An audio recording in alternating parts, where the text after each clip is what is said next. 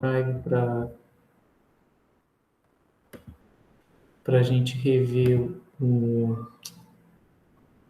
código antes de começar, só para ver esse finalzinho, né? Essa parte de salvar e de ler os arquivos. Cadê?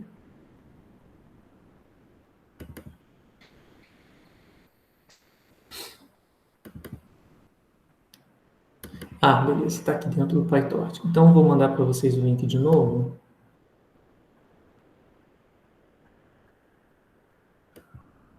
Que vai direto para a pasta dos tutoriais. Ah, tem uma pessoa adicionando. Tá, copiei o link. Aí vocês podem acessar. Eu acho que eu vou colocar direto isso lá no... Deixar esse link, eu acho que ele mantém sempre o mesmo link, se eu não me engano. E colocar ele lá no Classroom, que aí vocês não precisam de ficar mandando para cá toda hora para o chat. Vocês já conseguem acessar de lá. Então, eu mandei o link para acessar essa pasta daqui, né, dos tutoriais do PyTorch. E aí eu só queria mostrar... Cadê o tutorial? Vou mostrar os dois códigos. Eu só quero ver o finalzinho com vocês, tá? E aí, ao longo da aula de hoje, a gente vai fazer mais alguns testes e algumas modificações nesse código, tá? Então, ó, o que eu estava comentando agora no início era na parte de salvar, né? Então, na aula passada, o que a gente tinha feito foi salvar, a gente tinha salvo as previsões, né? No conjunto de validação, no conjunto de teste, e a gente tinha salvo também os pesos e os viés, né? E aí a gente tinha tentado salvar a rede em si, né? E aí o comando que eu usei, ele até salvava, mas eu não conseguia depois reler, né? Então, a dica do Leonardo tinha sido o seguinte, né? A gente pode usar uma função até mais simples, chama tort.save, e o que eu quero salvar é a minha rede neural, que eu estou chamando de network. Se a gente relembrar o que é esse network, né? Ele é o principal objeto, né? Ele é a rede neural em si. Esse é da rede neural que a gente extrai a primeira camada e depois os pesos, a primeira camada, depois viés, depois segunda camada e pesos. Então, esse é o objeto que vai conter toda a informação da rede neural, todos os seus parâmetros. Então, só para lembrar como é que a gente criou ele a partir de uma instância dessa classe chamada network, tá? Então, a gente criou a nossa rede. Aqui eu criei uma net, mas é uma rede genérica, tá? Eu não usei ela para treinamento nem nada, eu só criei para exemplificar. A rede mesmo, essa network, eu criei aqui, ó. Quando eu fiz network igual a network maiúsculo, né, entre parênteses, ele chama a classe, constrói uma instância da classe e armazena ela dentro dessa variável chamada network. Então, aqui eu tenho a classe. Eu quero salvar essa classe aí. Aí, para salvar, eu uso esse membro, né, da classe. Então, para salvar, eu uso esse comando tort.save e eu dou o output que eu quero, né, para onde eu quero que salve, que é aqui que está a string que tem a pasta, né, um diretório, e aí eu salvo lá como resultados MLP PyTorch. Então, se eu for voltar aqui e olhar na pasta de resultados, aparece, tá vendo? Resultados MLP PyTorch. Então, ele está com essa setinha aqui, né? Está marcado mais diferente, ele está usando isso para marcar esse objeto esquisito, né? Eu nem botei extensão para ele, na verdade. Eu nem sei se eu posso, mas tudo bem. Então, é aqui que eu tenho a rede em si, né? A rede neural. Já salva e já treinada com todos os pesos e blá, blá, blá e tudo mais. Se eu quiser fazer a leitura dessa base, como é que eu faço, né? Eu tenho esse outro código chamado readMLP PyTorch. Eu vou abrir ele aqui.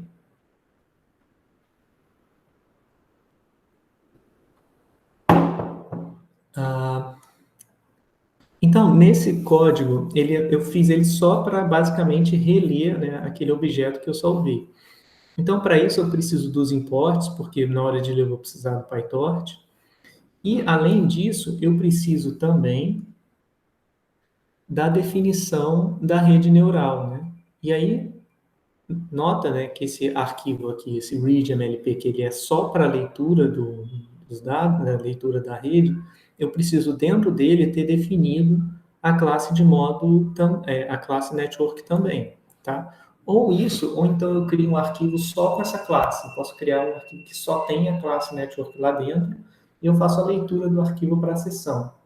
Eu acho esse método até melhor, porque aqui eu fico com duas cópias. Eu fico com a cópia, eu fico com esse texto que define a classe, né, nesse arquivo, e um outro igualzinho nesse arquivo aqui. Se por alguma razão eu trocar, mudar esses valores que aparecem aqui, eu vou ter que lembrar de mudar aqui também igualzinho. Se eu mudar errado, ele vai bugar tudo, né? Então acaba, isso é um potencial de dar problema que a gente poderia evitar salvando essa classe em um outro arquivo e aí lendo o mesmo arquivo nessa seção e o mesmo arquivo nessa também. De repente, se der um pouquinho de tempo mais na frente, eu mostro um exemplo disso, né? Ou então eu faço um código que seja criado dessa maneira, para a gente poder ver, tá? Mas, enfim, só o que importa é que eu vou precisar, nessa seção, definir a minha rede neural. Tá? Definir a classe da rede neural de novo, porque ele vai ler aquele objeto e ele vai precisar entender que objeto é esse. Para ele entender, ele vai ter que saber, ele vai ter que ter acesso à classe que eu criei.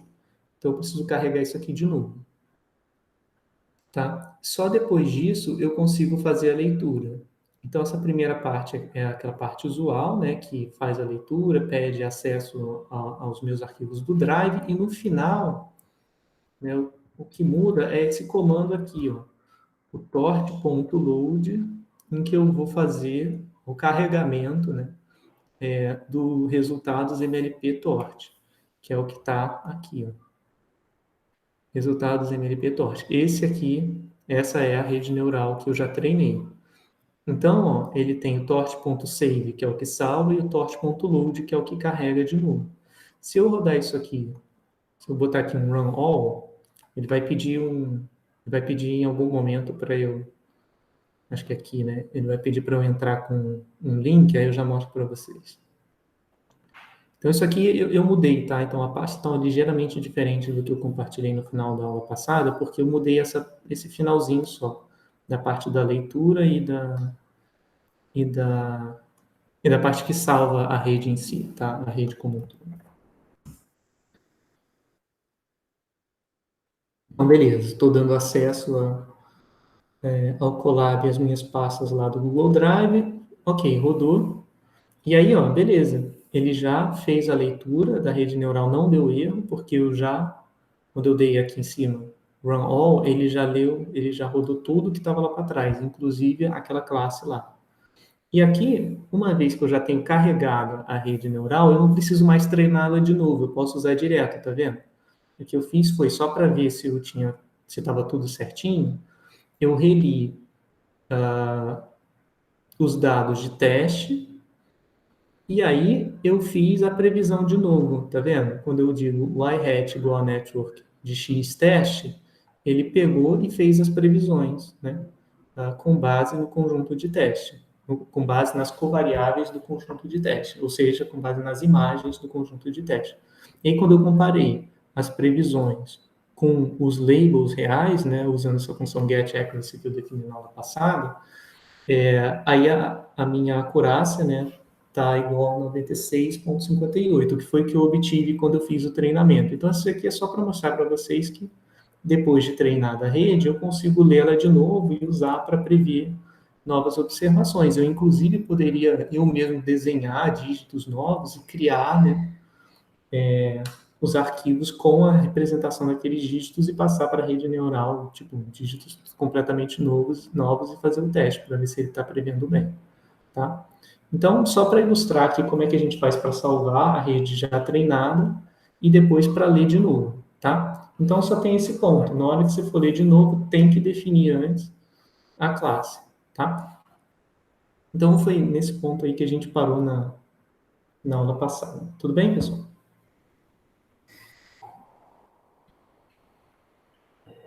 Bom, se depois vocês quiserem testar, podem rodar isso aí para ver que deve funcionar, né? Tirando alguma aberração. Então, de novo, obrigado aí pela dica de usar esses comandos e ajudou bastante. Bom, beleza, pessoal. Então vamos lá, vamos para o conteúdo da aula de hoje. Deixa eu só ver se alguém escreveu alguma coisa no teste, no chat. Então, hoje a gente vai falar um pouco... deixa eu ver onde a gente parou. Isso aqui a gente já falou, já tem um bom tempo. Perception, binârio. Acho que a gente está indo num ritmo ok. Daqui a pouquinho a gente vai começar a falar de redes convolucionais, então eu acho que tá num ritmo legal. Na aula de hoje, eu vou falar sobre o seguinte, né? A gente tinha falado, bom, a gente estava fazendo em sequência mais uma parte aplicada no PyTorch, e agora eu vou retomar um pouquinho a parte da teoria para a gente falar um pouco sobre treinamento dessas redes, né? A gente gerou uma rede aleatória, aleatória no sentido de uma rede qualquer, né? Simples, MLP lá no PyTorch, e agora a gente vai ver umas formas diferentes de fazer a aprendizagem, tá? No caso, a gente usou gradiente descendente, né? Então, Stochastic Gradient Descent. Então, a gente leu em batches as imagens e fez o treinamento, tá? Então, agora vamos ver com um pouquinho mais de detalhe essa parte do treinamento, especificamente do algoritmo de gradientes em si. E a gente vai ver algumas modificações, tá? Então, a gente tem o seguinte, né? Para gama, que é o passo do gradiente, os updates eles vão se concentrar ao próximos do ótimo local. Como eu fiz aqui o desenho, tá vendo?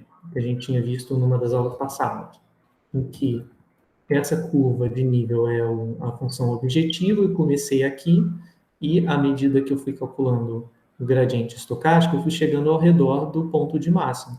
Só que como eu vou fazendo por bet, né, a direção do gradiente vai variar de acordo com o bet que eu sorteei. Então, o que vai acontecer é que eu não vou convergir para um ponto, né, para o ponto de máximo. Eu vou ficar oscilando ao redor desse ponto de máximo, né? Porque exatamente vai depender de onde eu tiver com a questão dos bets, né? Vai depender de qual bet eu estou usando para calcular cada gradiente. Então, ele não vai ter mais, se eu for olhar um gráfico da função objetivo por iteração, eu não vou observar mais algo assim, né, crescente, onde aqui eu tenho a função de perda. Na verdade, a função de perda não pode estar aumentando, então eu tenho menos a função de perda avaliada em θ, e aqui eu tenho θ. Tá? Desculpa. Função de perda em função da iteração i, e aqui eu tenho a iteração i. Ao invés disso, eu vou ter algo que varia assim, que fica subindo e descendo, tá? E que vai se concentrar, mais ou menos, né, ao redor da função de perda máxima aqui. Isso vai se refletir também nos parâmetros. Os parâmetros vão ficar oscilando, né? O peso 1, o peso 2 vão ficar oscilando ao redor do verdadeiro valor. Tá? Então, como isso acontece, né? Porque os gradientes são aleatórios, aleatórios porque os bets são aleatórios, e a gente também. Então, assim, é só uma coisa a ser levada em conta.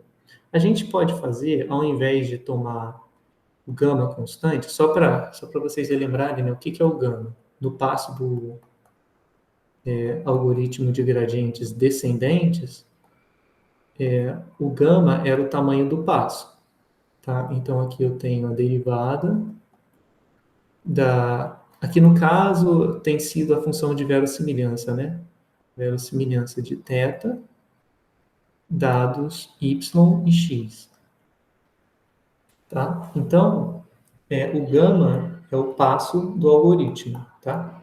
Só relembrando, o passo do algoritmo.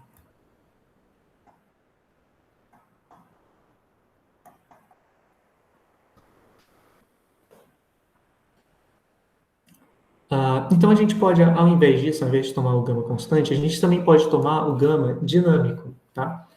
Então, eu posso botar um índice aqui, no caso, eu estou denotando por L. Bom, aí para manter a notação fiel ao slide, eu vou chamar todos esses is aqui de L, tá?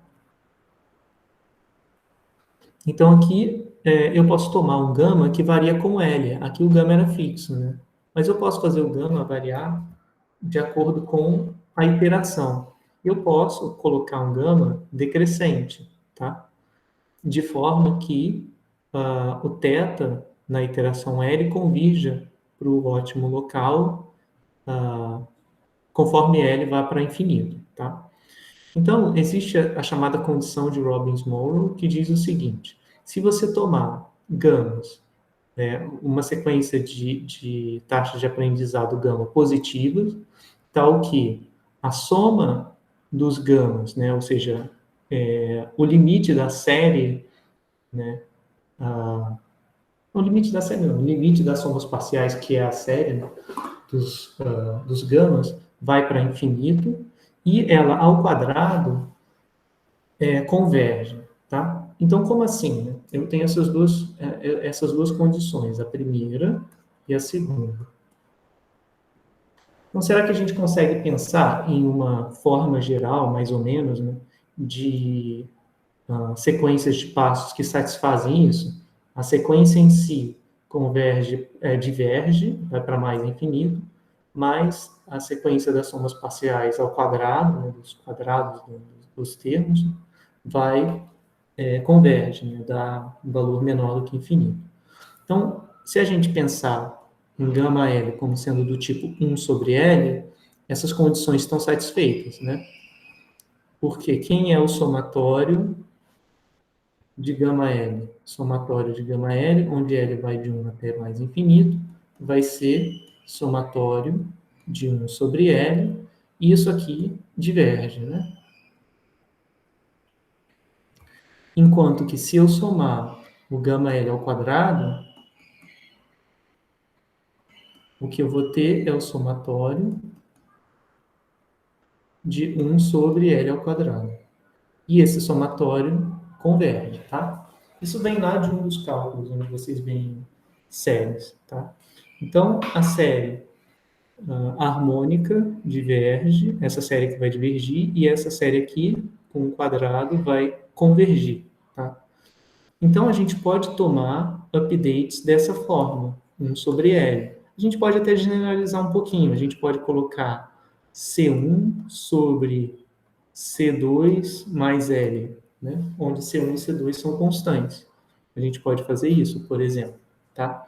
Positivas, né? Porque eu não quero que esse cara fique trocando de sinal, porque senão aí, se ele trocar de sinal, vai dar um problema sério, porque eu às vezes vou estar indo na direção de ótimo, às vezes vou estar indo na direção oposta, então vai ser bem problemático.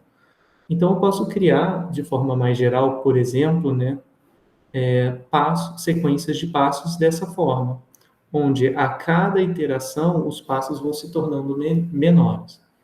Então, qual é o resultado? Satisfeitas essas condições sob a sequência de passos, eu vou ter que a sequência dada exatamente, né, pela equação de update do algoritmo, que é θL mais 1 igual a θL menos 1 sobre m, gama, aqui ficou faltando L, né?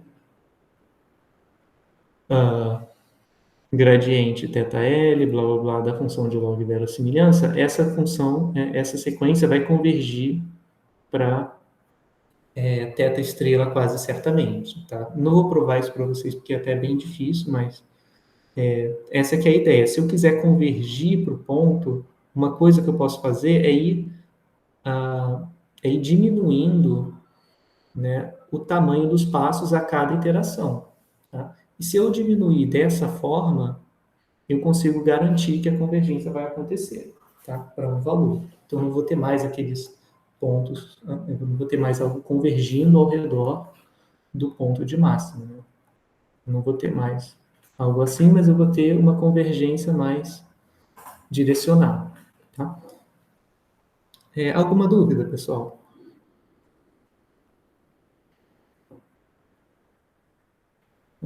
Então, assim, eu gosto de pensar nessas duas condições como condições que dizem o seguinte, né?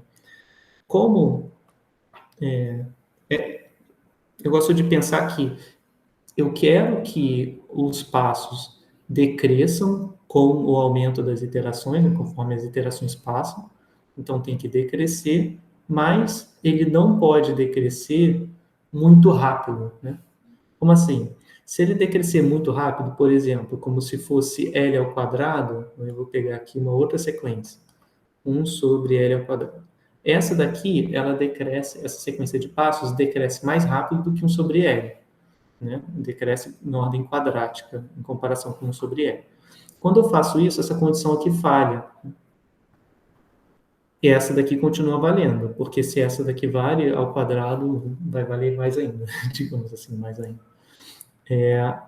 Então, essa sequência é mais rápida do que essa. Tá? Então, de certa forma, o que essas duas condições juntas estão me dizendo é que você deve pegar os tamanhos dos passos decrescendo para zero, mas não decrescendo rápido demais. Tem que decrescer, por exemplo, nessa forma 1 sobre L. Tá? Existem outras formas, mas tipicamente o que se adota é isso, 1 sobre L. Tá? Então foi o que eu coloquei aqui. Ó. Podemos colocar, por exemplo, gama L como sendo uma constante sobre L mais C2. O C2 pode ser até qualquer coisa acima de menos 1. Né? Constantes. Eu também posso fazer o decrescimento manualmente. Eu gosto bastante de fazer esse decrescimento manual. Como é que funciona? Eu posso estipular pontos ao longo do algoritmo em que eu vou dizer assim, ó, a partir desse ponto, pega a taxa pega o tamanho do passo e divide por 10. Sei lá, então eu comecei com um passo de 0,1, então posso dizer assim, depois da 10ª época, você divide por 10. Aí agora o passo ficou 10 vezes menor. Aí depois, quando você chegar na etapa 100, você divide por 10 de novo. Aí vai ficar 0,0001, enfim, perdi a conta. Mas a cada instante, você vai decrescendo a taxa. Tá? Você pode fazer isso para possibilitar que o seu algoritmo ele pare de oscilar tanto e até consiga sair um pouco de ótimos locais às vezes. Tá? Então, é outra forma de lidar. E assim, nada impede de que na prática a gente coloque o passo constante também. Né? Costuma funcionar bem. Mas, enfim, são outras formas de lidar, né? Essa de reduzir de acordo com Robbins-Monroe, ou essa daqui, que vai decrescendo pontualmente, né? Ou considerar o gama constante. Não, o gama não. O gama. Tá bom? Então, enfim, são outras formas de escolher ou de testar pelas taxas de aprendizado. Ok, mas até aí a gente está falando de método de gradientes, né? Então, existem outras formas de trabalhar com otimização que fazem modificações do gradiente. Então, a primeira que a gente vai ver é o gradiente descendente com o momento. Né? Como é que funciona isso? Então, a gente vai ter o seguinte, né? A gente tem um momento que a gente pode interpretar como um múltiplo da velocidade, né? Como um múltiplo, porque o momento é velocidade vezes a massa, né? Então, a gente pode pensar como em termos de velocidade, ao invés de em termos de momento, é só escalar por uma quantidade constante. Tá? Num instante, então, a gente vai ter velocidade num instante, ou iteração L. Então, eu estou chamando aqui de VL, lá da física mesmo. Né? Tipicamente, a velocidade inicial é zero. Tá? Então, como é que fica o update? O update fica da seguinte forma. As minhas velocidades vão variar assim. VL igual a beta vezes VL menos 1, menos gama vezes o gradiente. Então, nota que essa equação de update aqui da velocidade, ela pega um valor de beta, e tipicamente quem são os valores de beta? São valores próximos de 1, mas menores do que 1. Ou seja, eu pego a velocidade que eu tinha na iteração anterior, então eu vou definir recursivo. Comecei com a velocidade zero. Aí eu vou pegar a velocidade no instante 1, eu vou pegar a velocidade no instante 0 e vou pegar uma fração dela, que é quase igual a 1, e vou somar com um múltiplo, e aí vou fazer o update, né, da velocidade usando a mesma equação que definia lá o passo do gradiente, né, que é menos gama vezes o gradiente da função de nova semelhança, ou da função objetivo, ou da função perda, enfim. Tá? Então, beleza. Agora eu vou fazer o seguinte. Então, são duas equações. Essa é a equação de update de momento. E aí, na hora de fazer o θ, eu vou simplesmente somar a velocidade ao θ que eu tinha anteriormente. Tá? Então, θ é a variação no espaço, digamos assim, que eu faço o update na direção da velocidade que eu estiver caminhando. Tá? Quando eu fizer isso, né, o que que esse sistema de duas equações vai me dar se eu fizer iterativamente, né? Ou seja, se eu fizer o L igual a zero, desculpa, o L igual a 1, escreva essa equação, e depois faço L igual a 2 e assim sucessivamente. Né? Por exemplo, se eu estiver indo de L para L mais 1, a equação vai ser essa, combinando as duas, né? ΘL mais 1 igual a θL mais VL. Mas quem que é o... Então tá aqui, ó. Mas quem é o VL? Bom, o VL é tudo isso aqui, não é? Então tá aqui o VL, ok? Então, beleza. Isso aqui eu só combinei as duas equações. Eu posso fazer isso de novo, né? Certo? Por quê? Porque eu posso voltar no VL, né? Aqui onde aparece VL menos 1, aqui eu vou apagar isso, vou fazer o seguinte. Eu vou destacar essa parte. Quem é o VL menos 1? VL menos 1 é B, beta, né? V L menos 2 menos gama gradiente θ L, L, X, Y, tá?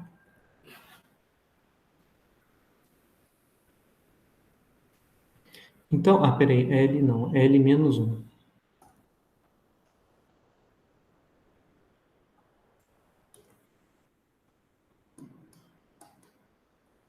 L menos 1, tá?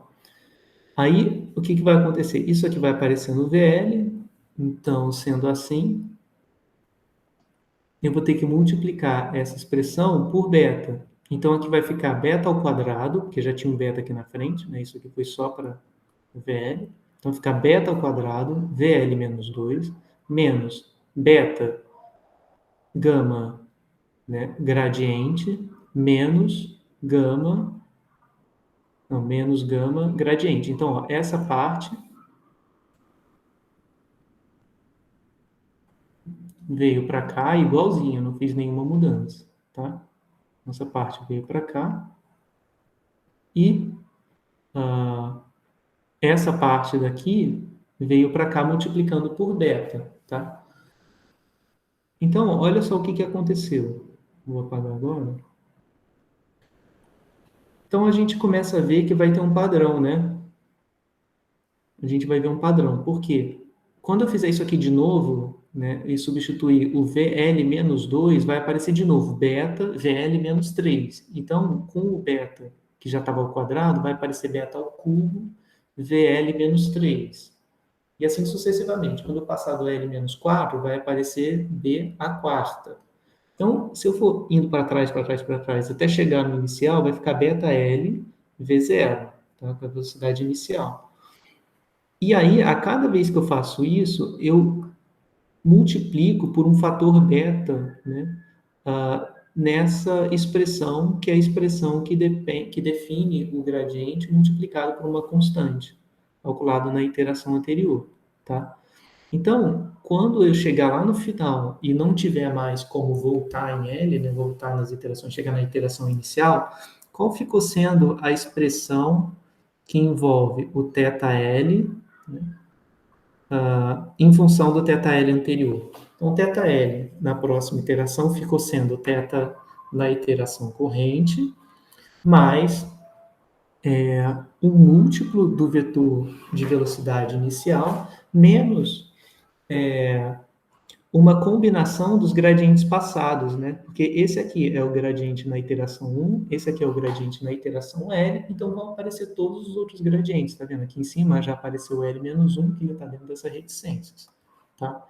Então, na verdade, quando eu fizer esse update, vai aparecer todos os gradientes das iterações anteriores.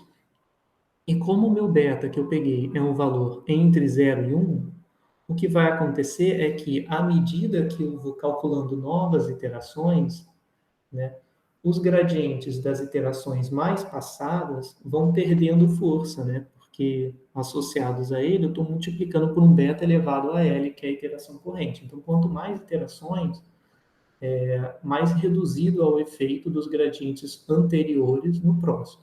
Então, o que eu estou fazendo? Eu estou usando todos os gradientes que eu já calculei ao longo do algoritmo para definir a direção onde eu vou caminhar, tá? E aí, e aí com o adendo, né, de que não é simplesmente a soma dos gradientes anteriores, né? É como se fosse uma média ponderada, tá? Não é exatamente uma média ponderada, mas pode ser pensado assim porque a menos de uma constante fica sendo a média ponderada, né? Mas enfim, tá? Então tem esse ponto de eu usar todos os gradientes até aquele instante e gradientes mais anteriores, mais ligados ao passado, vão contar cada vez menos, tá? E tipicamente a gente costuma pegar valores de beta bem próximos de 1, por exemplo, 0,9, 0,95, 0,99. Tá? Então, essa é a definição do gradiente com momento. Tá? Ele é dado, basicamente, quando você for ver a definição, ele vai te dar essas duas equações, mas elas são equivalentes a você fazer o update dessa forma. Tá? Então, ó, vou colocar aqui a expressão do momento. Então, uma outra forma de ver, né, uma forma geométrica de ver esse update é a seguinte, né? A gente tem um momento que é dado pelo vetor de velocidade, a gente tem o gradiente, que é dado por essa expressão, o gradiente é multiplicado por lambda e o momento é multiplicado por beta. Então, pessoal, a direção exata vai ser dada pela soma, vai ser dada por uma combinação linear dos dois vetores. Se eu assumir que esse momento em step ele já está multiplicado por beta e o gradiente já está multiplicado por gama, é só somar os vetores. Então, né, o meu passo vai ser, na verdade, esse vetor aqui intermediário, certo? É só pegar esse vetor e jogar lá para cima, lá da álgebra linear, então a direção que eu vou caminhar é essa. Então, pessoal, o que vai acontecer? Quando eu for fazer o meu update, deixa eu ver como que eu posso explicar isso. Se eu tiver duas direções diferentes da velocidade e do gradiente, por exemplo, nesse caso, né, vamos pegar um caso em que o gradiente ele fica oscilando, e ele faz assim, né? Ele vai para cima, depois vai para baixo, para cima, para baixo, para cima, para baixo, para cima e para baixo. Né? Quando eu for pegar o momento da iteração anterior, ele vai apontar para cá, para cima. E o momento da iteração de agora aponta para baixo. Quando eu somar essas duas direções, deixa eu dar um zoom aqui para a gente conseguir ver. Então, o gradiente, né? Esse é o gradiente descendente em si. Então, o momento, se eu for calcular, na verdade, esse update, que é o update com o momento, tá? Como é que ele é obtido? Ele é obtido com o gradiente atual e o momento, que está mais relacionado aos gradientes anteriores. Então, como um aponta para cima, o outro aponta para baixo, né, a combinação dos dois vai apontar no meio. Então, sempre que eu tiver uma oscilação, né, muito grande de direção, notadamente assim, de sinal, né, e tiver um zigue-zague, o gradiente com o momento, ele vai me dar uma trajetória que vai zigue-zaguear menos, porque ele vai somar os dois vetores, um apontando para cima, que não é na vertical exatamente, né? Uma apontando mais para cima, outra mais para baixo. O resultado vai ser uma trajetória menos errática e que faz menos zigue-zague até chegar ao ponto de ótimo, tá bom?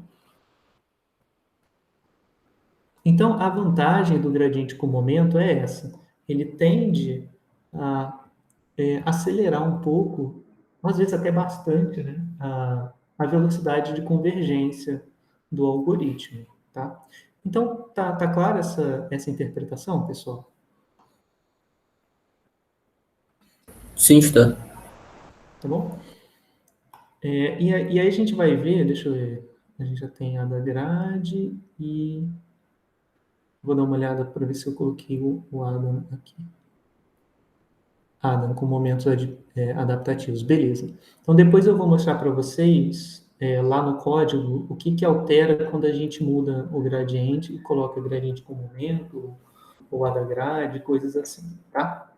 Então essa é a primeira forma de modificar, é você adicionar um momento, um vetor de momento nos seus updates, tá?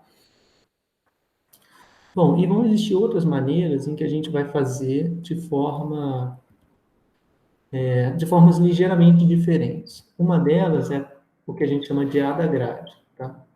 Aqui talvez fosse legal ter colocado a referência, né, para esse artigo. Depois eu vou colocar aqui. Uma outra forma de modificar o gradiente descendente é via ada grade, né, que é o gradiente descendente adaptativo. Como é que funciona? O update é um pouco parecido com o update dos momentos, tá? O que eu vou fazer é o seguinte, eu vou pegar o θ da iteração seguinte, vai ser o θ da iteração corrente, menos um valor aqui, que é eta sobre a raiz quadrada de GL mais epsilon, e eu tenho que definir quem é o GL, tá? Mas o eta e o epsilon são hiperparâmetros, tá? Então, são fixados. O eta é como se fosse o nosso gama, que é o tamanho do passo. E o epsilon é um valor tipicamente pequeno, só para evitar de ter divisão por zero. Então, costuma ser um valor positivo que a gente coloca aqui dentro para ter estabilidade numérica. Né? Porque caso esses caras sejam muito pequenos, né, vocês vão ver pela equação de cima que ele vai ser sempre positivo. Né? Mas por ele ser pequeno, talvez ele possa ser muito pequeno, o epsilon aqui vai estar sempre impedindo que dê problema numérico na hora de calcular essa razão. Então, é isso vezes o gradiente. Então, de novo, né, é sempre essa ideia. É você pegar a equação do gradiente, de updates do gradiente e trocar e mexer um pouco na taxa de aprendizado. E quem é esse GL? Né? O GL é a peça principal nesse algoritmo. O GL ele vai ser definido também recursivamente, né, como a iteração, o G da iteração anterior, mais o gradiente da função que eu quero otimizar elevado ao quadrado. Então, o que eu estou fazendo? Eu estou somando, né, o quadrado do gradiente. Né? Eu estou somando o valor do gradiente elevado ao quadrado. E aí tem as observações, né? Claro. Então, aqui eu estou com θ vetorial. Tá? Então, isso aqui é um vetor. E o GL? O GL é um vetor ao quadrado. O que eu quero dizer com isso? Né? Vetor ao quadrado.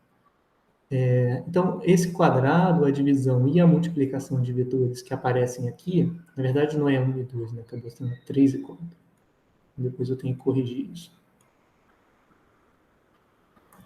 São feitos entrada a entrada. Então, quando eu falo, pega o gradiente eleva ao quadrado, o que eu quero dizer é eleva entrada a entrada, tá? Não é produto interno, nem nada assim. É só, simplesmente, entrada a entrada.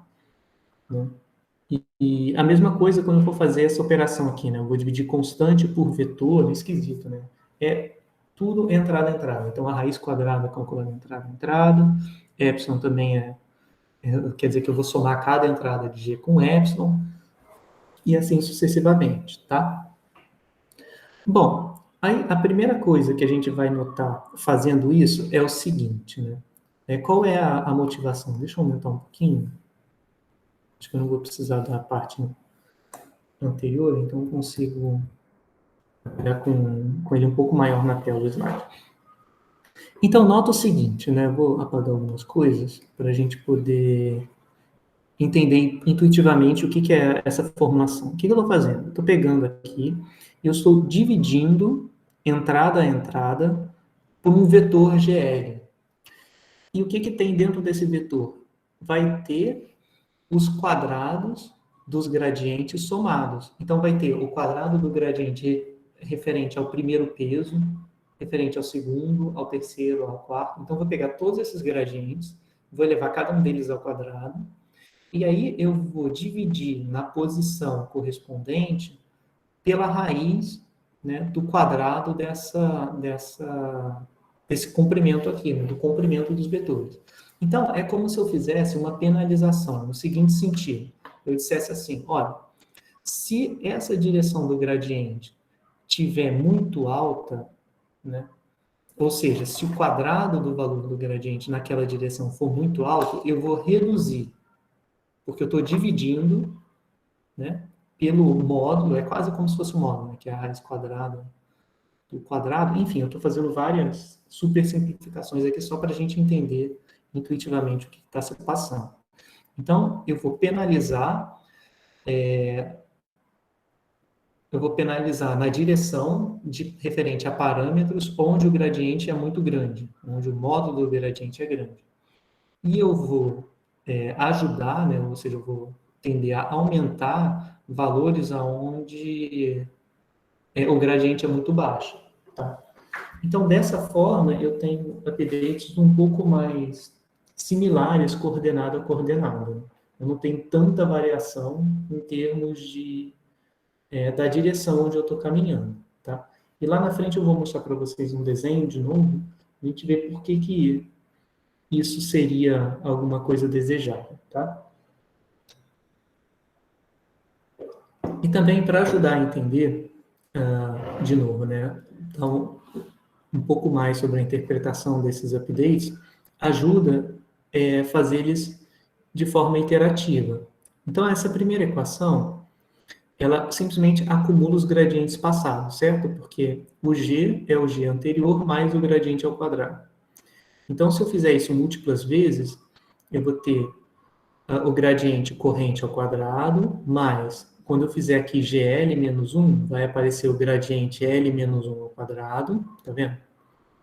E se eu continuar assim, então eu vou sempre somar os gradientes anteriores. Então, o que essa equação aqui faz é pegar cada gradiente das iterações anteriores, elevar ao quadrado e somar tudo, né? Então, ó, aqui eu coloquei essa expressão, né, que é o quadrado do gradiente, chamei de ΔL. Isso na iteração L, aqui na iteração L menos 1, na iteração 1. Então, o que eu estou fazendo é, o G vai gravar um histórico desses gradientes. Tá? Ele vai pegar um histórico, os gradientes a cada iteração passada, né? Da magnitude dos gradientes, melhor dizendo, que está sendo mimetizado aí por esse quadrado. Tá? Então, ó, se eu pensar nisso como...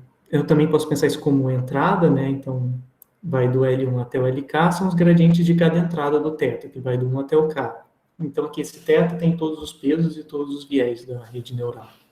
Tá? Então, aqui eu só estou dizendo que eu tenho ao todo K parâmetros.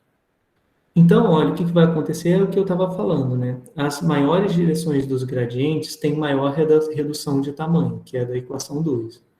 Então, o que eu vou ter vai ser, o θL vai ser ajustado por ΔL mais 1 sobre... aqui na verdade eu estou botando sem os quadrados, tá? Sobre a soma dos gradientes anteriores, calculado ao quadrado. Né? Tá bom? Então, pessoal, isso aqui, ele vai medir... É como se eu acumulasse em vetores mesmo, né? E calculasse meio que a norma 2, né? Desses vetores, e dividisse. Mas é que aqui o vetor é o vetor se eu considerar as iterações passadas, para o mesmo parâmetro. Tá? Eu fixo um parâmetro e olho todas as iterações passadas. Cada valor desses gera uma entrada no vetor, essa parte de baixo está calculando a norma. Né? Então, aqui o que eu estou fazendo é, basicamente, é quase como se fosse uma normalização, vamos pensar assim. Enfim, é muito impreciso essas interpretações, mas pelo menos elas dão a ideia de que eu vou reduzir direções onde os gradientes são maiores e vou aumentar onde os gradientes são menores, tá? Além disso, as taxas de aprendizado vão reduzindo com o decorrer do algoritmo, né? Em geral, porque a cada vez que eu vou aumentando a iteração, para L igual a 10.000, vai aparecer 10.000 termos aqui, enquanto aqui em cima vai ter um termo só, tá? Então, tipicamente, o que vai acontecer é que esse cara aqui o denominador vai ficar cada vez maior, e aí em geral, as taxas de aprendizado vão sendo reduzidas automaticamente conforme o algoritmo avança, tá? Então, ó, de forma ilustrativa, o que vai acontecer é o seguinte, né? Eu vou fazer sempre um ajuste. Então, quando isso aqui é a iteração corrente, né? E aqui é a iteração posterior. Então, eu tenho, no caso, só dois parâmetros para eu conseguir desenhar, né, a equação de update. Então, o que vai acontecer é que eu vou ter uma direção onde eu caminho mais, que é essa direção vertical, e uma direção onde eu caminho menos, né? E aqui, se eu reduzir a direção onde eu caminho mais e aumentar um pouquinho a direção onde eu caminho menos, esse novo update ele vai vir mais para cá, né? Ou seja, mais centrado no meio. Então, ó, é o que você consegue ver por aqui.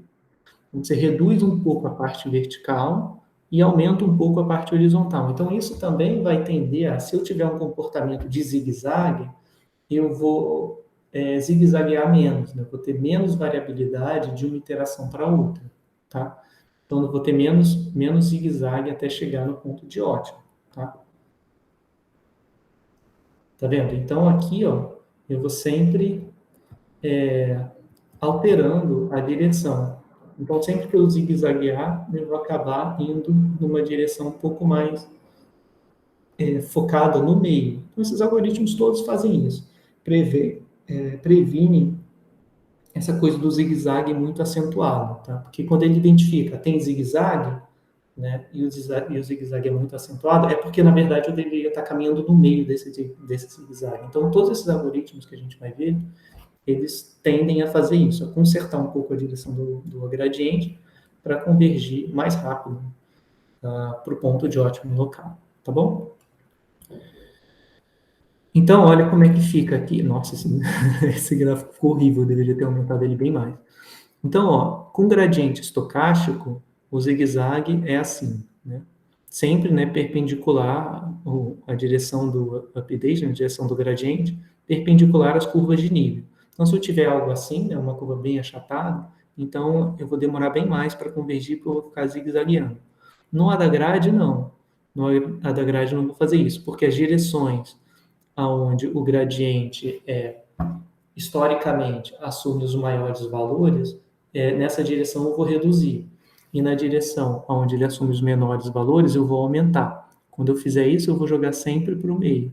Então a tendência é convergir mais rápido, tá? É o que está anotado aqui na direita. A direita já é com a da grade e ele vai bem mais, com bem mais precisão, né? Ele vai chegar no ótimo local. Tudo bem? Professor, Oi. uma vez eu vi um GIF mostrando o progresso do Adagrad comparando com outros algoritmos. Se eu quiser, eu posso mandar para o senhor. Ah, sim, sim, pode me mandar. Eu acho que eu já até sei qual é, mas me manda aí, me manda aí. Eu mandei, sim. Ah, esse mesmo, eu adoro esse GIF. É que eu não consigo colocar ele no LaTeX. Mas ele é bem legal, né? Olha só o gradiente, o que que acontece? Ele demora muito mais para sair do ótimo, né? E como aqui essa região é bem flat, o que acontece é que o gradiente vai ser cada vez mais próximo de zero. Então, quando ele vai chegando perto dessa área flat, ele vai se tornando cada vez mais próximo de zero e não consegue sair, né? E é bem legal, ó, o momento foi o primeiro que a gente viu, que é esse verdinho. Muito obrigado aí pelo link, era esse mesmo. Eu não sei se era exatamente essa curva, mas eu acho que tem um outro que é com uma curva um pouco diferente, mas esse é bem legal, dá para ver muito bem. O momento que é o verdinho, ó, ele agora desceu, então ele evitou esse ótimo local. Então aqui não está nem, ele é legal porque é uma ilustração que não está tão focada na questão dos zigue-zagues, mas sim na questão da fuga dos ótimos locais, né?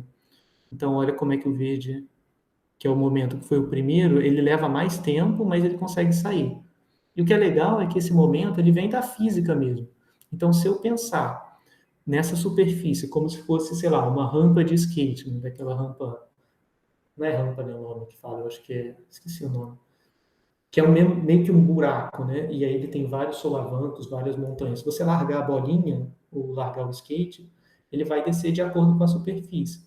E essa ideia do momento está mimetizando isso. Há uma aplicação da física sendo usada como se a curva que eu quero otimizar, no caso de verossimilhança, fosse uma rampa de skate e eu solto a bolinha e com o momento ele vai fazer o movimento que a bolinha faz na física lá no mundo real, né? E o Nag deve ser Nesterov, eu imagino. E o Ada Grade foi isso que a gente viu, o em azul. Então, deixa eu dar uma olhada no azul de novo. O azul ele já caminha bem mais rápido, né? Ele sai do máximo. Então, o azul e o preto, né, eles caminham de forma bem similar. Eu acho que eu vou mostrar para vocês mais à frente o RMS Pro. E o NAG eu acho que é Nesterov, se eu não me engano. E o Ada Delta eu quero ver, que é o amarelo. O amarelo sai também, mas ele já sai mais demorado. Mas é isso, muito obrigado, valeu mesmo pela ilustração, tá? E, assim, intuitivamente, por que que essas modificações do gradiente, elas tendem a sair de um ponto de ótimo local, como esse que é bem flat, e os gradientes vão tender a serem iguais a zero? Porque quando eu estou numa região muito flat, em que eu consigo cair, né, onde eu consigo cair mais, se eu ficar calculando só o gradiente, puro e simplesmente, eu nunca vou passar dessa região flat. Eu vou chegar cada vez mais perto, mas não vou passar para poder cair. Entendeu? Eu só vou passar se a taxa de aprendizado for suficientemente grande. Então, tipicamente, o gradiente puro ele fica preso em pontos de ótimos locais. Quando eu estou com gradiente estocástico, ele tem uma camada a mais de aleatoriedade que ajuda a sair de ótimos locais, tá? Mas ele nem sempre vai ser suficiente. Por quê? Porque o gradiente depende do BET.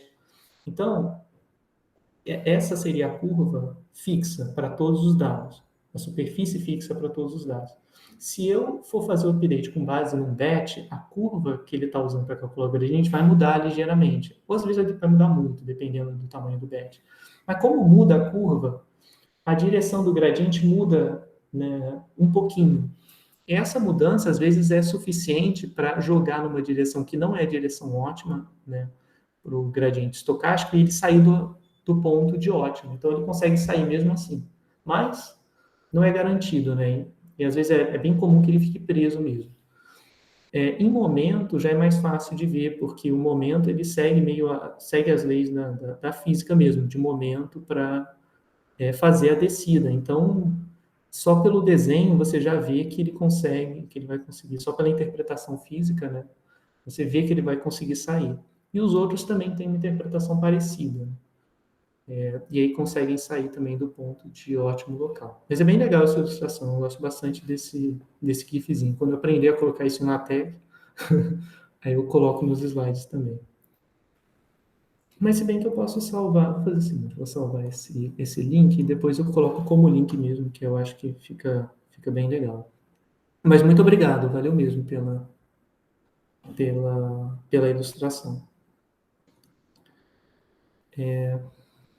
Bom, pessoal, então é isso. A gente falou sobre o Adagrad, falou sobre o gradiente estocástico que a gente já tinha falado e sobre o momento, né? Então, bom, aí aqui eu simplesmente fiz essa ilustração ainda com a Adagrad, né? Mas ela é bem similar, né?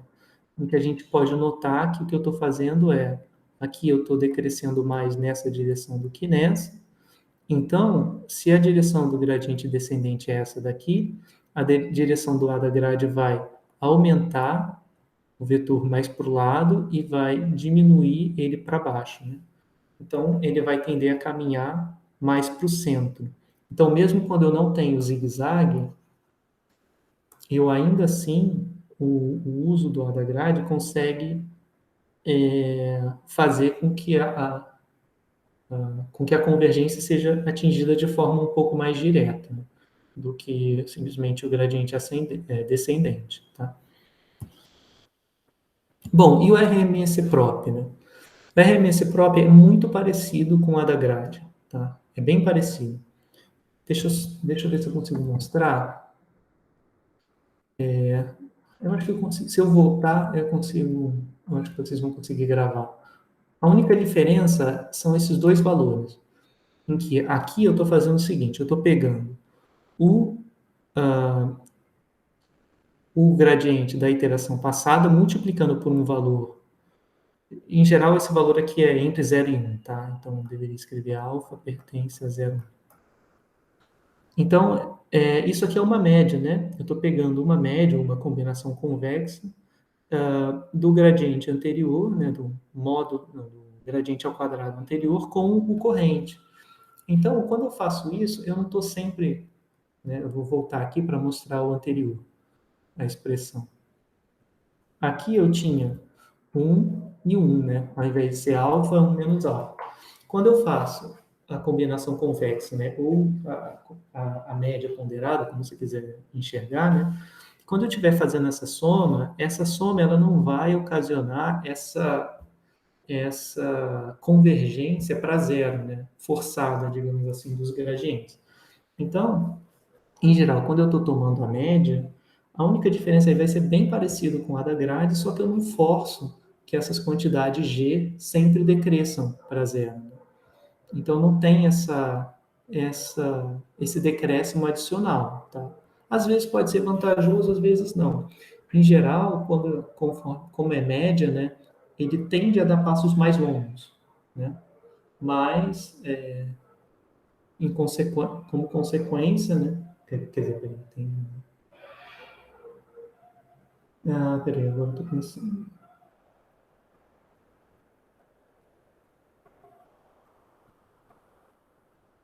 Não, na verdade, ele vai tender a dar.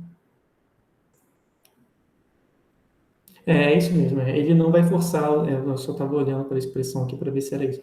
Mas ele não vai forçar as taxas, o decaimento para zero das taxas, ele não fica forçado. Então, né, em geral, o RMS próprio, os passos costumam ser um pouco maiores. Né? Aí eu coloquei aqui com um link, mas como eu estou no, no show, não, eu não consigo mostrar. Mas, enfim, é um link para o post do autor mesmo. Ele é bem legal, deixa eu mostrar para vocês.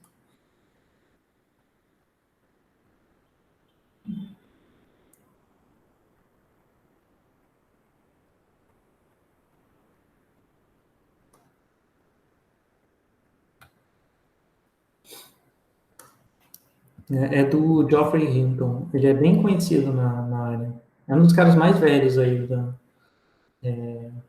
de redes neurais e deep learning.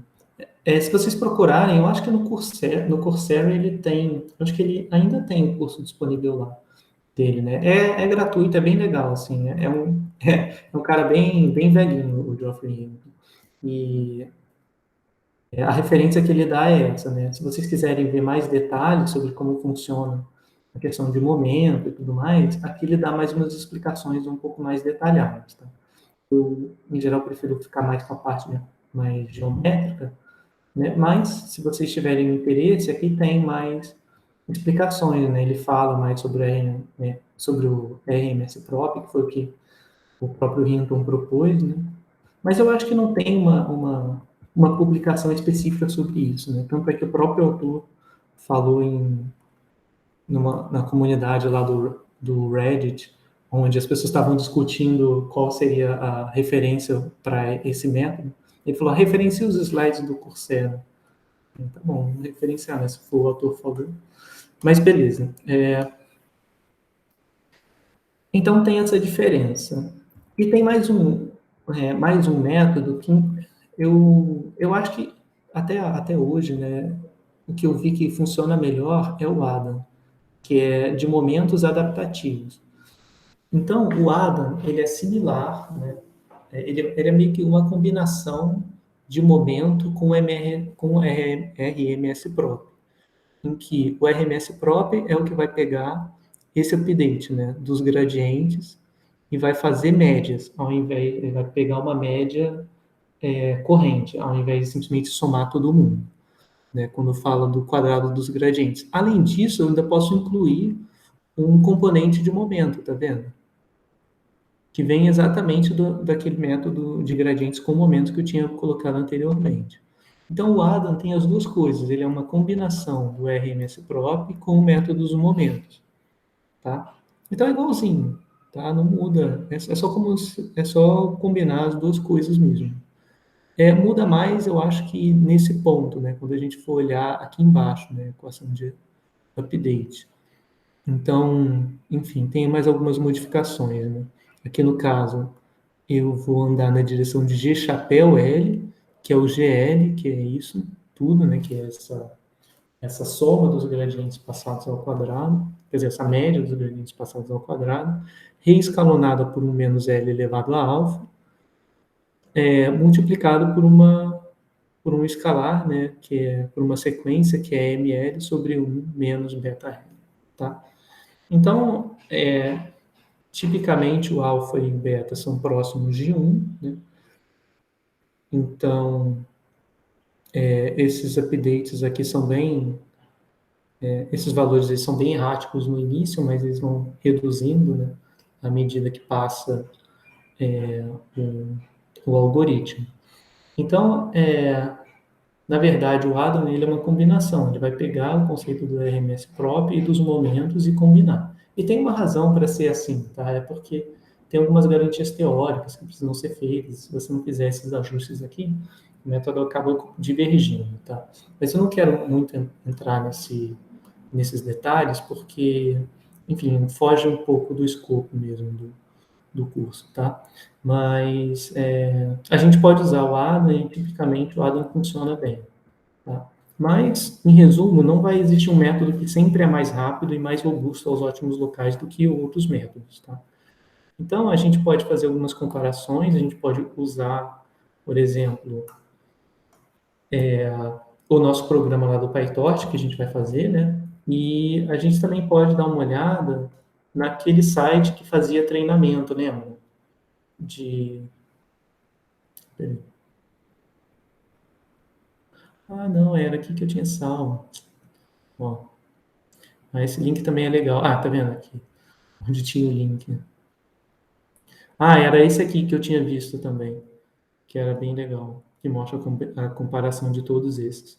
O último que a gente viu, cadê? Foi o A da delta, A da grade. Ah, aqui não tem Ada. Infelizmente não tem o Ada. Mas repara, né, que o RMS próprio e o A da grade estão bem similares, né? Tá vendo? O Ada grade ele até convergiu um pouco mais rápido aqui no caso do que o RMS próprio. E o momento ele fez meio como se fosse, mesmo da física, né? Enfim, é bem interessante. Mas o que eu queria mostrar não era tanto isso, eu queria ver. Cadê? Esse era o do Tollwitz. Deixa eu diminuir um pouco o zoom. Eu queria entrar naquele site do que você treinava a rede neural no próprio computador. Mas se bem que eu não sei se ele tem Adam. Vamos ver se eu consigo achar aqui. Onde estava isso?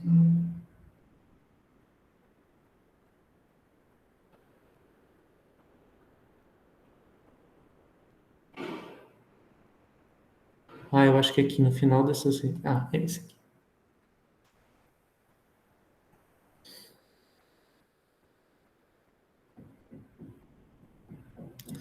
Ah, não tem. Eu achei que fosse ter. Qual era o método? Learning rate, ativação, regularização L1, L2, taxa da regularização e tipo de problema. Não tem. Bom, então vamos lá. Então vamos ver isso no tutorial do PyTorch, porque a gente tem um controle, né? A gente consegue mexer nesses métodos. Então, pessoal, aqui, esse aqui é a leitura, não quero mexer nesse agora. Vou mexer nesse. Vamos voltar lá no tutorial do MLP no PyTorch e vamos mudar o método das iterações, né? Então aqui eu tinha posto gradiente, né?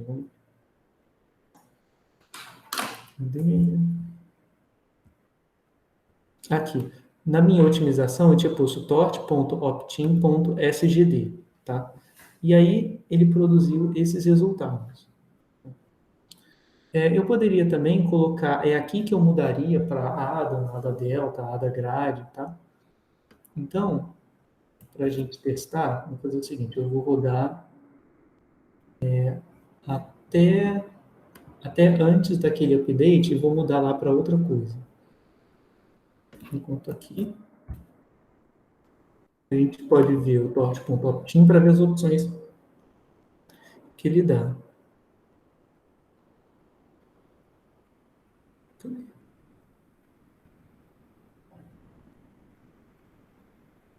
Aqui são os algoritmos, olha. Ele trabalha com ADA Delta, o ADA Delta a gente não falou, mas ele trabalha com ADA Grade, ADAM, Sparse ADAM, enfim, tem vários algoritmos, né? Várias modificações do SGD. Então a gente viu SGD, RMSProp, ADAM, que é Adaptative Moments, e ADA Grade. Então a gente pode usar qualquer um desses, tá? Então vamos lá e trocar um pouco alguns desses valores, né, alguns desses métodos para ver o que a gente obtém em termos de treinamento, né? Aí é legal se vocês puderem também ir alterando aí no computador de vocês que a gente compara, né, os resultados.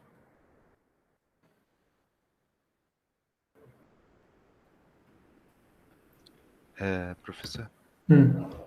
eu mandei aí também um GIF do caso que o gradiente fica preso. Eu achei. Beleza. Foi esse mesmo? Isso. É verdade.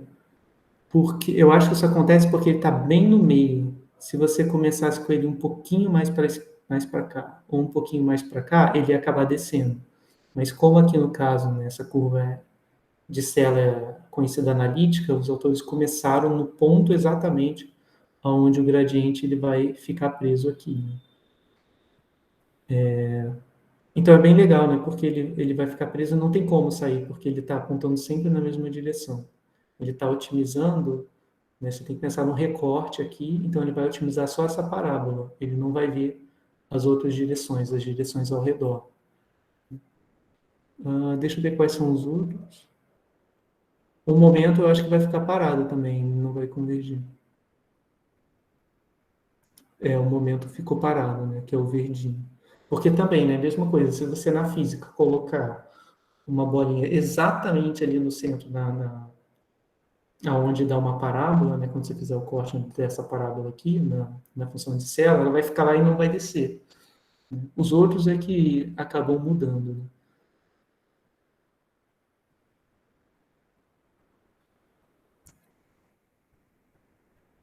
Deixa eu ver se ele terminou de carregar. Não terminou.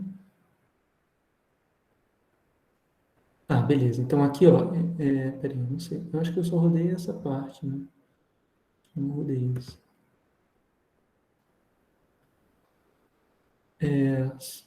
Essa aqui demora um pouquinho mais, porque ele vai ler o conjunto de treino, vai ler o conjunto de teste. E aqui a gente pode mudar. O primeiro que a gente vai botar, talvez, ele tem SGD com momento. SGDM, não, né? Não. Então vamos botar a da grade para ver. A da grade. Então a da grade, o primeiro é maiúsculo. Então vamos lá. Professor, eu acho que o do momento tá lá com aquele do estocástico, o SGD, lá embaixo. Tá option with momentum.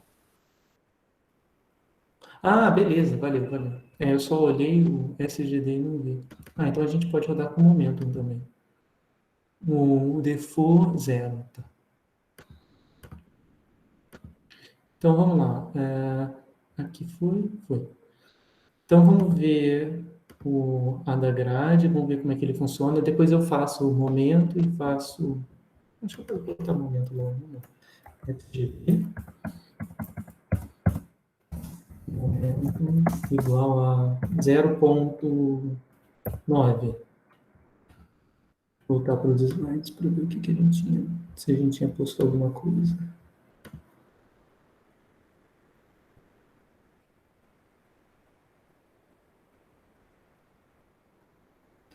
0,9 talvez esteja muito afastado.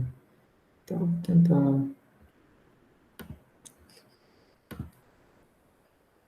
9,5. Ctrl Enter, vamos ver como que ele vai rodar.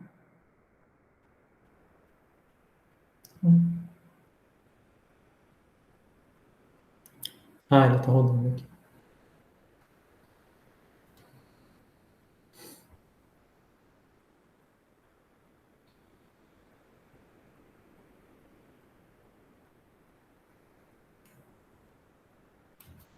Bom, ele não vai rodar mais rápido cada iteração, né? Mas deve rodar com a mesma velocidade, ou talvez até um pouquinho mais lento, porque com o momento ele tem que fazer mais contas, né?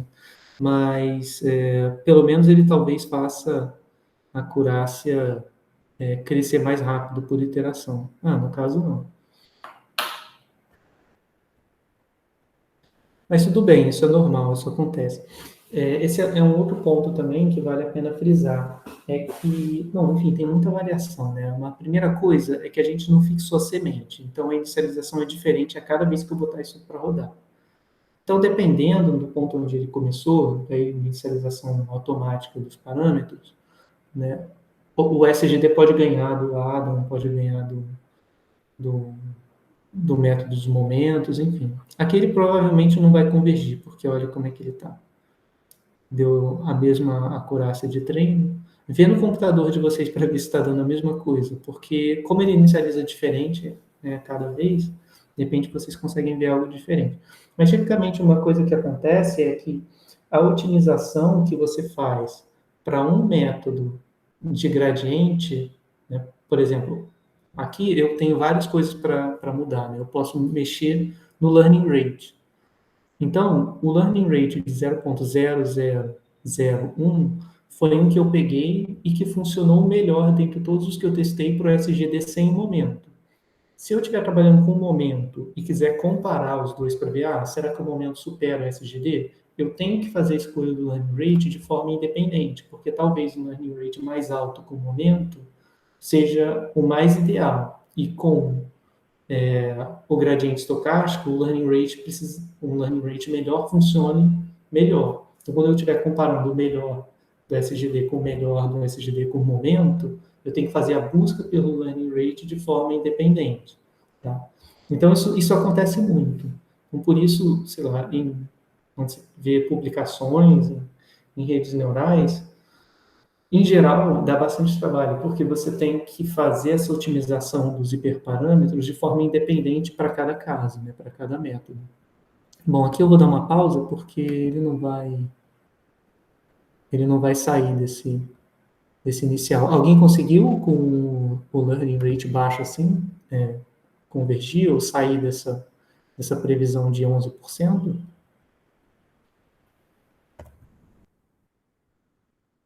Vou mudar aqui, ver se aumentando ele converge mais rápido. Mas é coisa de teste, né? Depende de qual o valor que a gente está fixando. Aqui acabou sendo grande. Bom, vamos ver.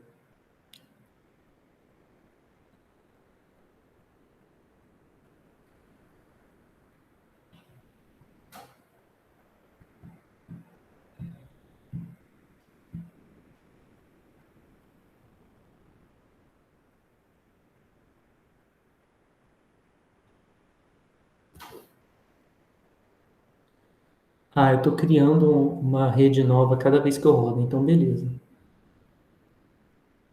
Parece que ele também não vai sair em todo lugar. Tá em 10%, que era mais baixo do que o outro.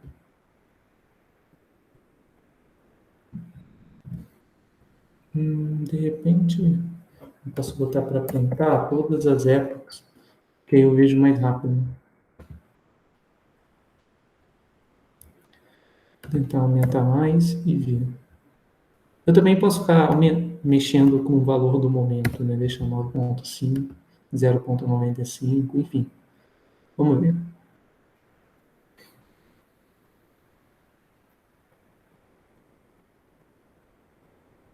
Aqui ele começou até mais baixo. 986.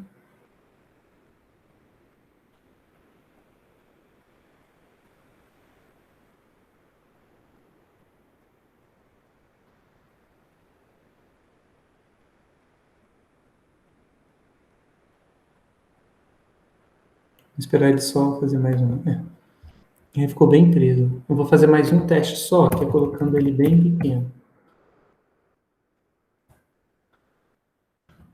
Learning rate para ver se vai. Ainda tem isso, né? Ainda dá para mexer no tamanho do batch, que aqui está bem baixo, né? Cada batch só tem 10 observações. Ah, olha só como mudou. Ainda assim, eu acho que o outro estava mais rápido, né?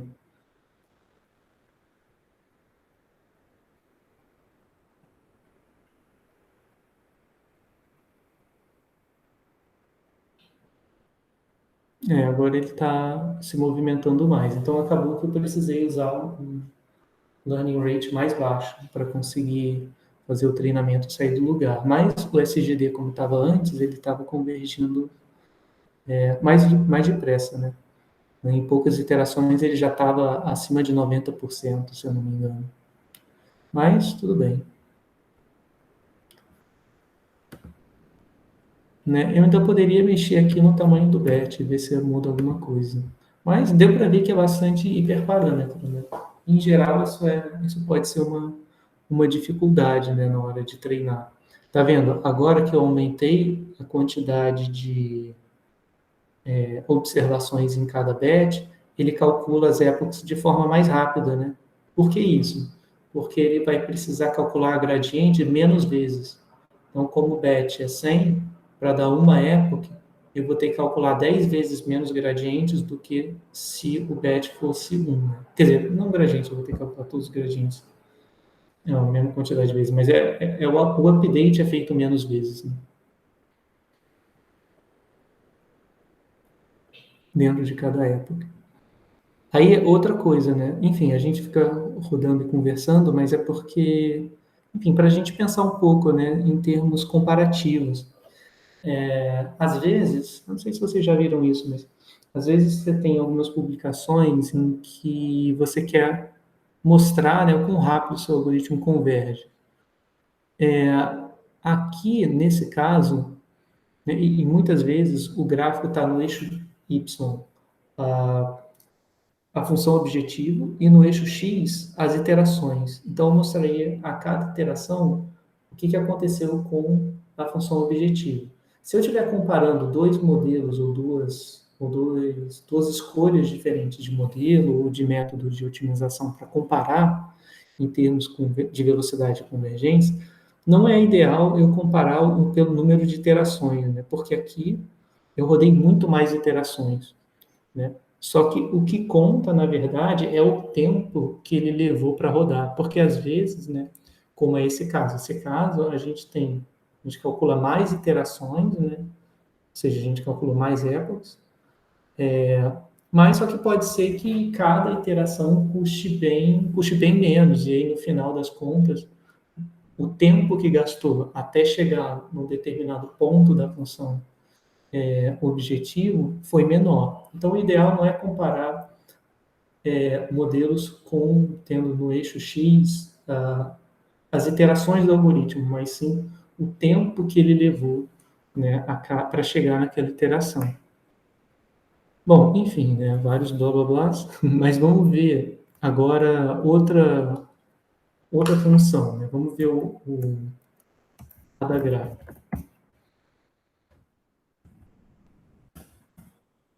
Vou fazer com as mesmas configurações. Pode ser que essas configurações sejam horríveis para a da grade. Provavelmente foram. E aí eu tenho que mexer mais.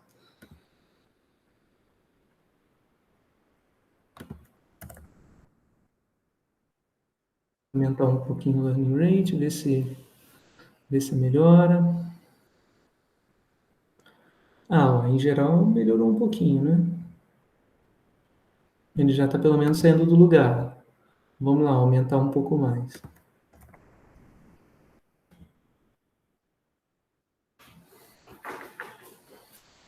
Ah, olha só agora como é que ele convergiu bem mais rápido. Então é isso, né, pessoal? Assim, quando a gente vê na teoria as coisas, ok, né? A gente vê a formulação e tal, mas quando a gente vai rodar na prática é que a gente vê todos esses detalhezinhos, né? Então não dá para dizer assim, o SGD sempre é melhor, ou então o Adagrad é sempre melhor, o Adam é sempre melhor. O que- né? Ainda mais que cada algoritmo vai ter o seu setup ótimo, né, em termos de precisão. Olha só como aqui eu já cheguei em 97%. Talvez se eu aumentar ainda mais, eu chegue mais rápido nesse patamar aqui.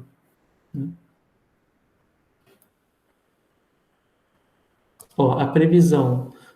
Isso aqui é no conjunto de treino. Então, olha o que está acontecendo. Eu estou treinando cada vez melhor. Já estou com 98% no treino. E olha no conjunto de validação. Tem uma diferença, né? A gente já falou um pouco sobre isso. É sempre mais fácil prever no conjunto de treino do que no conjunto que você não usou para treinar os parâmetros. Mas ele, a princípio, ó, ainda está aumentando. Está aumentando a previsão. Agora que meio que parou de aumentar.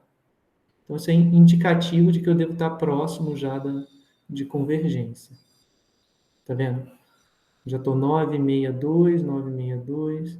Enfim, se eu continuasse aqui por mais tempo, e aí vocês podem treinar, de repente fazer isso, tem um tempo livre, né?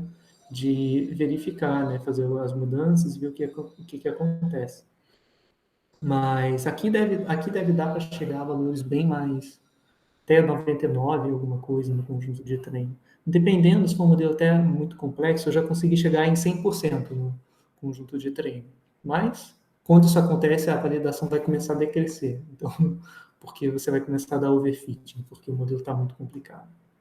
Então, vamos fazer só mais um. A gente fez ADA grade, fez ADAM. Não, ADAM a gente não fez. Vamos fazer ADAM, ver o que vai dar. Então, só mudei o ADAM e deixei do jeito que estava. Ó, já foi para 94, 96, 96, 97.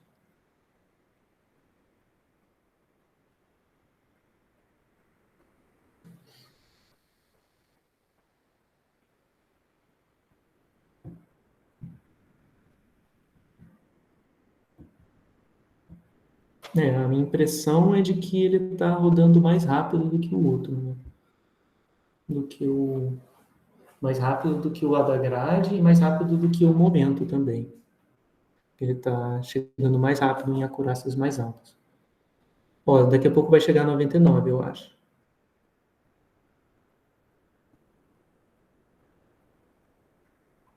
(989) 99. Talvez esse aqui já chegue até a 97% de validação no conjunto de acurácia no conjunto de teste. Aí chegou, 97. Enfim, pessoal, aí começa a ficar muito hiperparâmetrozinho para a gente tunar, né? Mas, em geral, é isso mesmo. Eu estou fazer o RMS prop para a gente rodar um de cada um. Já está no 99, 35, 9926. Aqui diminuiu já a acurácia. Enfim, sinal de que ele já está perto de convergir. Começou a oscilar, é porque ele já deve ter chegado bem perto do ponto de ótimo local.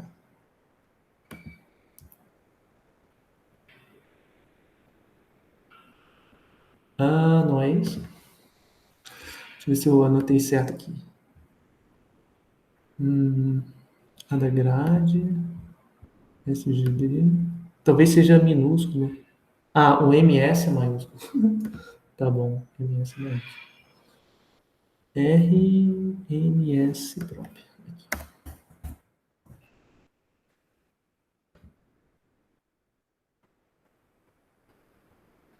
Tá. Pessoal, eu vou sair aqui rapidinho e já volto, tá? Só vou deixar ele dando aqui até quando chegar no final eu já volto para ver. Só preciso ver uma coisa lá dentro, rapidinho.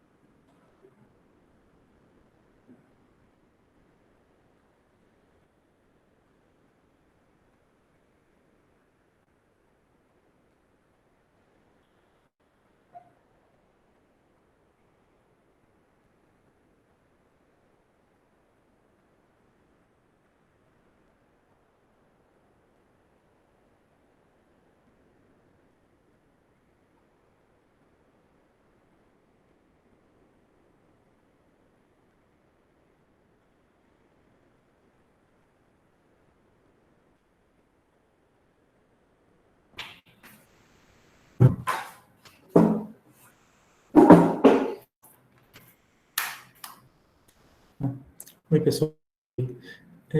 Deixa eu ver onde é que a gente chegou.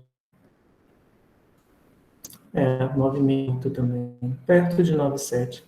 Bom, enfim, pessoal, aí é mais ficar treinando, né, para ver o que que acontece com cada otimização.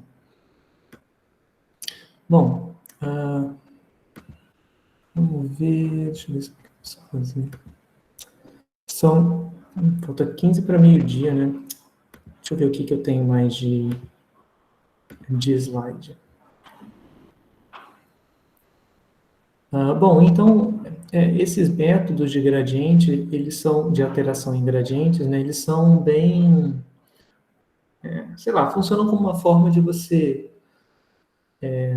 ou escapar de ótimos locais, ou então também acelerar a convergência, né? Mas não tem um método que sempre vença dos outros, né? Em geral, cada um vai ter seu próprio setup ótimo de learning rate, ou de tamanho de batch, enfim.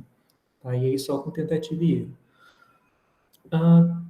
Será que vale a pena? Deixa eu ver aqui se vale a pena falar sobre inicialização. Não, eu acho que não. Como faltam só 15 minutos, pessoal, eu vou parar aqui e aí na aula que vem a gente fala sobre inicialização, tudo bem?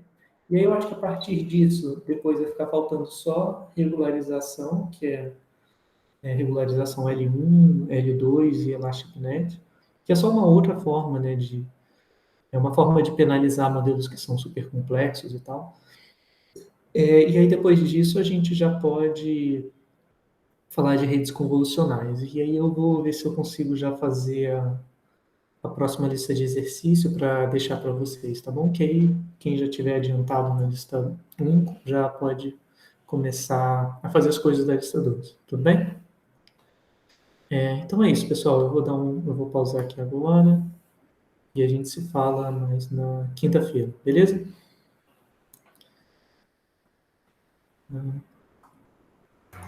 Valeu, professor. Valeu, pessoal. Tchau, tchau. Valeu, professor.